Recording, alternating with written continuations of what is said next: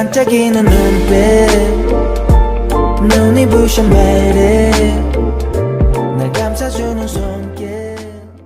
Father, when are you going to tell mother? I don't have much time. Yeonsong, do you really want to corner your father like this? I told you I need time to fix things with my own hands. So how do you suggest I fix it? Father, this is your mistake. You should admit it and apologize to mother. How long are you going to cover up your mistakes and pretend not to know in front of your son? This is not right. I will sort things out by the end of this week, so please wait a little longer. It's this week. If next week comes, I will tell everything to mother. Before that, you should fix your mistakes. It was so difficult for Han Yeon-song to hide the fact that Chae Woo Ri is his brother, even though he knew it. Because he witnessed how Kim Mari suffered for the past 30 years, he had no choice. Han Yeon-song waited, hoping that Han Jin-tae would fix everything himself. Pressuring Han Jin-tae was not only Han Yeon-song's doing. Jin Na-young, who was driven away by Han Yeon-song and stayed at her parents' house, was afraid that everything would be revealed and went to find Han Jin-tae. Father, you're not going to reveal that Chae Woo Ri is Yeon-song's brother, right? I've said it before, but I wanted to reveal that fact someday. Because of you,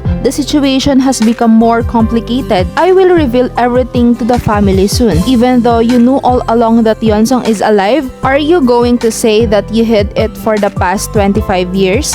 Do you know that I have a recording that proves that you knew that Yoon-woo was taken by someone named Jun Sung-jong? How dare you threaten me? Do you think I will be shaken by your threats? Can mother forgive you when she knows everything? You will lose everything you have built up until now. I will never crumble. Don't forget that if I crumble, you will crumble too. You arrogant woman! I should have recognized your true identity and not let you into our house. Get out of my room right now. Remember what I told you. Han Jin-tae felt overwhelmed when Han Yeon-song and Jin Na-young pressured him at the same time. He was afraid of showing a shameful side in front of his son, but he also feared losing everything. Meanwhile, after the genetic test results came out, Kim Mari started to have doubts about Chae Woo Ri's family. First, Jin Soo Ji thought that if Chae Woo Ri had a heart condition and had seen a doctor, there would surely be medical records. So she suggested taking off Chae Woo Ri's medical records. Oppa, I think there's something wrong. What is it?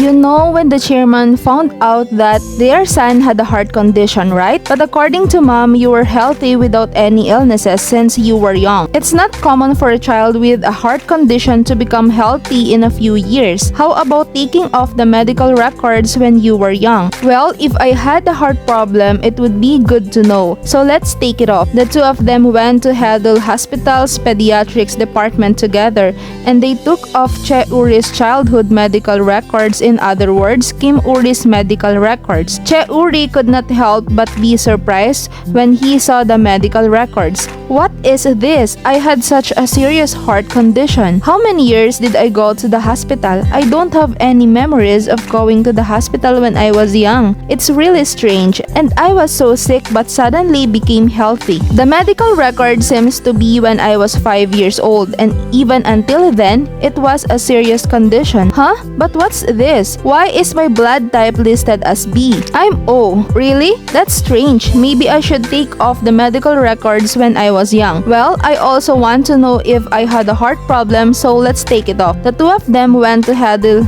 What are you talking about, director?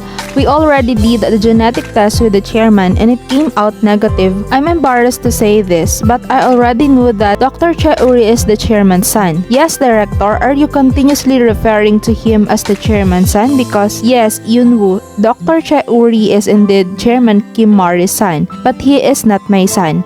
Are you suggesting that you intentionally prevented from finding the chairman's son? I also had my reasons for doing everything.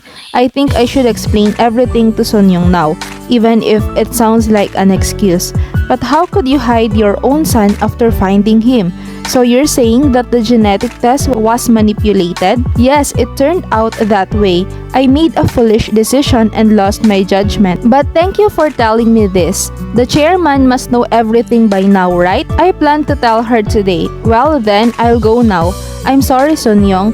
Han Jin-tae left the courtyard house like that, and he went home leaving a letter on Kim Mari's dressing table and packing his things. When Kim Mari returned home and read the letter, he could only sit down in shock. He heard the story from his father who treated him like a servant that day, telling him to give everything to Yunwoo. I was so angry. No matter how hard I tried, I could only be a dog and a servant. And for the sake of our son Yunsong, I thought it would be better if Yunwoo didn't appear. Yes, I made a terrible mistake that I should never have made.